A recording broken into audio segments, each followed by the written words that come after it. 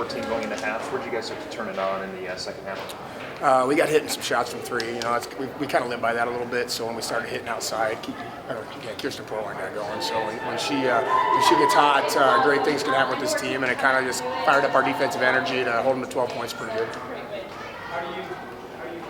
I will say, Riley and Cass, foul trouble in the first half slowed us down a lot. We need her on the court. I know that the box score may not show a lot with her, but she's a pretty important part of what we do. How was it in terms of executing the game plan against Scotts Bluff? Maybe what was something you guys were focusing on throughout the game?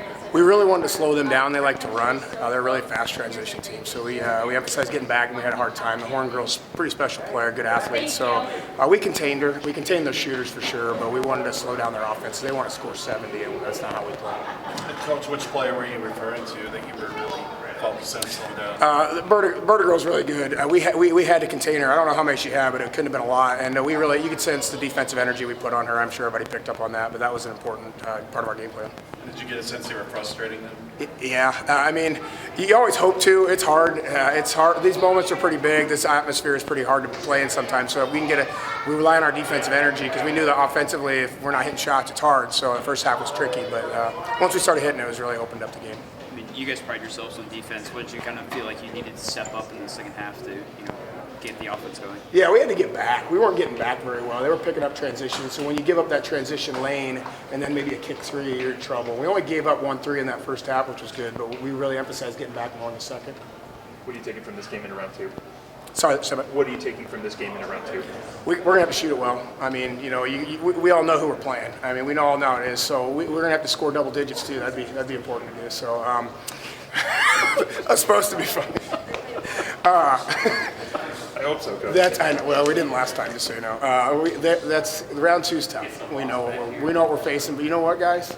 We can shoot it like anybody. If we can get some shots going and get hot, we'll play. We'll battle, that's for sure. These girls, they battle. They're 5'8", maybe, and they just leave it on the floor every time. So. What'd you learn from playing them the first time? And that's the biggest thing. We learned that we can't stall. We tried to do that a little bit the first time. She knows it. Everybody knows it. We slowed the game down, take 2-3 minutes on the possessions. Their pressure bothered us, so we've got to be better against their pressure.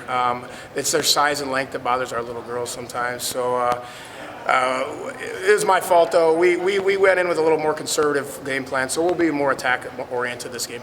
How do you sort of,